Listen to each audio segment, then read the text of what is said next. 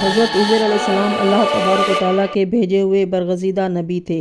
خالق کائنات نے ان کو بھی اسی طرح جس طرح دیگر انبیاء مرسلین کو معصوم، منصوص، عالم علم لدنی، افضل کائنات قرار دیا تھا، ان صفات سے متصف فرمایا تھا۔ ان کے والد ماجد کا اسم گرامی بروایت تاریخ اسلام شریعہ تھا۔ یہ حضرت ہارون علیہ السلام کی نسل سے تھے، اپنے بھائی عزرا کے ساتھ پیدا ہوئے تھے۔ یہ ابھی کمسن ہی تھے کہ ان کو اور لوگوں کے ساتھ بخت نصر نے گرفتار کرا لیا تھا۔ تا بعد جوانی اسی کی قید میں رہے، پھر وہاں سے چھوٹ کر جوانی کی حالت میں اپنے وطن پہنچے۔ وہ وہاں ایام حیات گزار رہے تھے۔ ناگہاں انہیں ایک مہم پر جانا پڑا۔ وہ اپنے گدھے پر سوار ہوئے اور روانہ ہو گئے۔ چلتے چلتے ایک ویران بستی میں پہنچے۔ وہاں ایک باغ نظر آیا جس میں قیام کیا۔ وہ اپنے ہمراہ ایک مقدار مناسب میں انگور، انجیر اور شیرہ انگور لے کر روانہ ہوئے تھے۔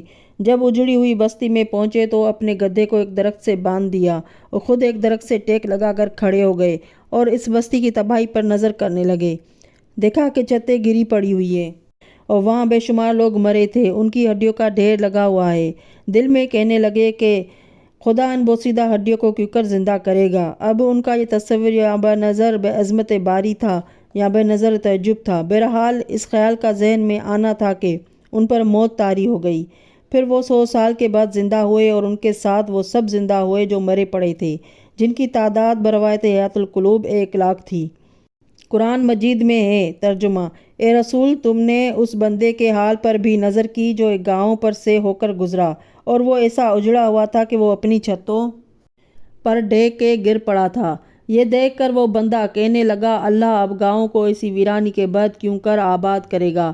اس پر خدا نے اس کو مار ڈالا اور 100 برس تک مردہ رکھا، پھر اس کو جلا اٹھایا۔ تب پوچھا، تم کتنی دیر پڑے رہے؟ عرض کی، 1 دن پڑا رہا یا 1 دن سے بھی کم۔ فرمایا، نہیں، تم اسی حالت میں 100 برس پڑے رہے۔ اب ذرا اپنے کھانے پینے کی چیزوں کو دیکھو اور ذرا اپنی سواری گدھے کو دیکھو کہ ہڈیاں ڈھیر پڑی ہوئی ہیں، اور سب اس واسطے کیا کہ تاکہ لوگوں کے لیے تمہیں قدرت کا نمونہ بنائیں۔ اور اچھا، اب گدھے کی ہڈیوں کی طرف نظر کرو کہ ہم کیوں کر ان کو جوڑ جاڑ کر ڈھانچہ بناتے ہیں، پھر ان پر گوشت چڑھاتے ہیں۔ پھر ان پر جب ظاہر ہوا تو بے ساختہ بول اٹھے کہ اب میں یہ یقین کامل جانتا ہوں کہ خدا ہر چیز پر قادر ہے۔ مفسرین میں اختلاف ہے کہ یہ بستی کون سی تھی اور وہ شخص کون تھے۔ بعض کا قول ہے کہ وہ شخص حضرت عزیر علیہ السلام تھے اور وہ بستی بیت المقدس تھی۔ جب وقت نصر بادشاہ ہوا اور اس نے بنی اسرائیلیوں کا قلعہ کما کر کے بیت المقدس کو جلا کر خاکستر کر دیا اور ان کی لاشوں کو درندوں نے کھایا، تو حضرت عزیر علیہ السلام کا ادھر سے گزر ہوا اور تعجب سے کہنے لگا، کیا ایسی اجڑی ہوئی بستی کو آباد ہو سکتی ہے؟ اس پر خدا نے ان کی روح قبض کر لی اور 100 برس تک مردہ رکھا، اور ان کی غذا اور دودھ جو ساتھ تھا مطلقاً خراب نہ ہوا، اور ان کے بدن کو نظر خلائق سے بچا رکھا۔ غرض جب حضرت عزیر علیہ السلام دوبارہ زندہ ہوئے اور ان کا گدھا بھی زندہ ہوا تو بیت المقدس آباد ہو چکا تھا۔ جب اپنے گھر واپس آئے تو اپنے پوتوں کو بوڑھا پایا اور خود گویا جوان تھے۔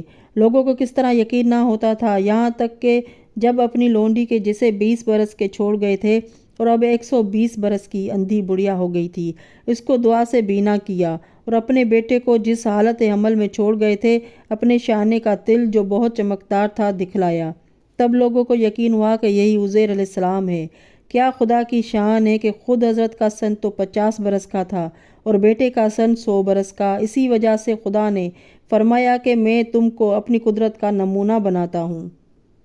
علامہ مجلسی تحریر فرماتے ہیں کہ جب بخت نصر بادشاہ ہو کر بنی اسرائیل پر مسلط ہوا اور حضرت عزیر علیہ السلام اس کے شہر سے بچ کر نکلے اور ایک چشمہ آب پر جا کر غائب ہو گئے، پھر بیت المقدس کے قریب لاشوں کا انبار اور مکانات کی تباہی پر اظہار افسوس کرتے ہوئے اس کو دوبارہ آبادی پر حیرت کا اظہار کیا، پھر انہیں موت آئی اور 100 سال کے بعد زندہ ہوئے، تو خدا نے جسم میں سے جس عضو کو سب سے پہلے زندہ کیا ان کی آنکھیں تھیں۔ انہوں نے سفیدی میں پتلی انڈے کی سفیدی کے مانند متحرک تھی اور دیکھ رہی تھی۔ حضرت عزیر علیہ السلام نے دیکھا کہ بوسیدہ ہڈیاں ایک دوسرے کے قریب ہو کر آپس میں ملتی جا رہی ہیں، گوشت ان پر پیدا ہو رہا ہے، جوڑ بند اور رگیں کیوں کر آپس میں مل رہی ہیں، یہاں تک کہ حضرت عزیر علیہ السلام کا تمام جسم اور ان کے خچر کے تمام اعضاء درست ہو گئے اور دونوں اٹھ کھڑے ہوئے۔ تو حضرت نے کہا کہ میں جانتا ہوں کہ خدا ہر شے پر قادر ہے۔